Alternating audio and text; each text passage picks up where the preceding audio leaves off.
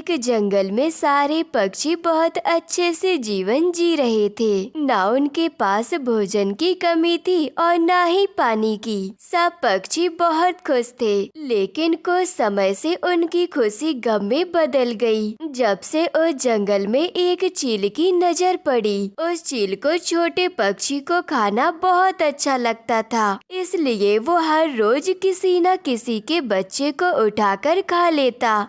अरे भाई, हम क्या करें? अपने बच्चों को कैसे बचाएं? मैं तो अंडे भी देने वाली हूँ और मुझे ये गम रोज खाए जा रहा है कि ये मेरे बच्चों के साथ क्या करेगा। इससे तो अच्छा है वो चील हमको ही खा जाए। चील बड़ा चालाक है, वो जानता है अगर वो हमें खा जाएगा तो उसके बच्चे नहीं होंगे, इसीलिए वो हम लोगों को नहीं खाएगा। हमें इसका कोई उपाय ढूंढना होगा, नहीं तो वो जालिम ऐसे ही हमारे बच्चों को खाता रहेगा। वैसे मेरे पास एक आइडिया है। अगर आप सबको पसंद आए तो हम ऐसा करते हैं, जो पक्षी अंडे देने वाली है वो घने पेड़ों में जाके अंडे दे दे और जब तक बच्चा उनसे बाहर न निकले और जब तक बच्चे बड़े न हो जाएं, वो वहीं पर रहे और बाकी पक्षी उन दिनों भोजन ले आया करेंगे। इससे हमारे बच्चे भी सुरक्षित रहेंगे और चील को भी पता नहीं चलेगा। यह तुमने तो बड़ा अच्छा उपाय बताया। तुम और बुलबुल के अंडे भी होने वाले हैं। ऐसा करो, तुम दोनों घने पेड़ में चले जाओ और हम तुम्हारे लिए भोजन दे आया करेंगे। जब हमारे भी बच्चे होने वाले होंगे तो तुम दोनों हमारी मदद करना। फिर चिंटू और बुलबुल घने पेड़ों में चले गए। कुछ दिन गुजर गए। चील हर रोज आता, लेकिन उसे ना तो किसी के घोंसले में अंडे दिखाई देते और ना कोई छोटा बच्चा। इन पक्षियों को क्या हो गया है? कहीं मुझसे कोई चालाकी तो नहीं कर रहे? लेकिन मैं जान के रहूंगा कि आखिर मामला क्या है। सुनो, तुम मेरे साथ जो ड्रामा कर रहे हो ना, मैं सब जानता हूँ। सच सच बताओ, तुम्हारे बच्चे किधर है? नहीं तो सबको अभी कच्चा चबा जाऊंगा।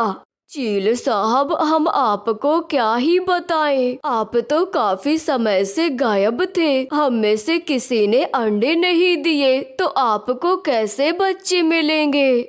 फिर मैं यहीं बैठा रहता हूँ, फिर देखता हूँ कि दाल में क्या काला है।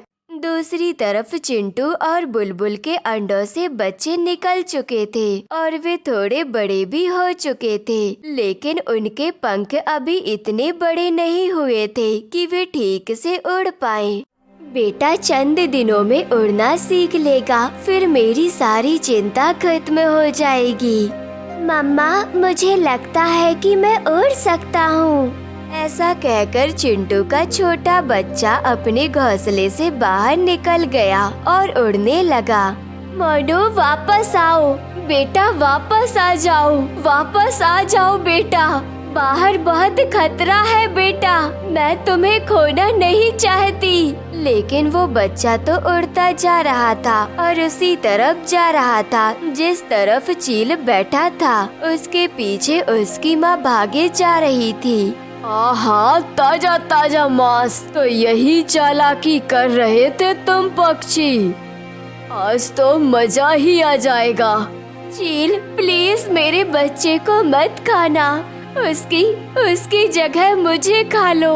तुम्हें खाऊंगा तो दोबारा ऐसा ताजा मांस कैसे मिलेगा? चील उस बच्चे की तरफ उड़ा, लेकिन वो बच्चा भी तेजी से आगे बढ़ रहा था। वो आज पहली बार उड़ रहा था, लेकिन बहुत तेज उड़ रहा था। वो बच्चा आगे आगे और चील उसके पीछे पीछे। वो बच्चा एक बड़ी चट्टान की तरफ जाने लगा। बाकी पक्षी भी पीछे आ रहे थे। अचानक वो बच्चा एक अज्ञात शक्ति से ऊपर चला गया और चील सीधा चट्टान से टकरा गया और वहीं पर मर गया। सभी पक्षी बहुत खुश हुए। सब चिंटू के बच्चे के पास आए। मीनू, तुम्हारे बच्चे ने तो कमाल कर दिया, जो हम में से कोई नहीं कर पाया। चिंटू अपने बच्चे पर बहुत गर्व महसूस कर रही थी और उसके बाद सारा जंगल फिर से पहले जैसा खुशहाल हो गया।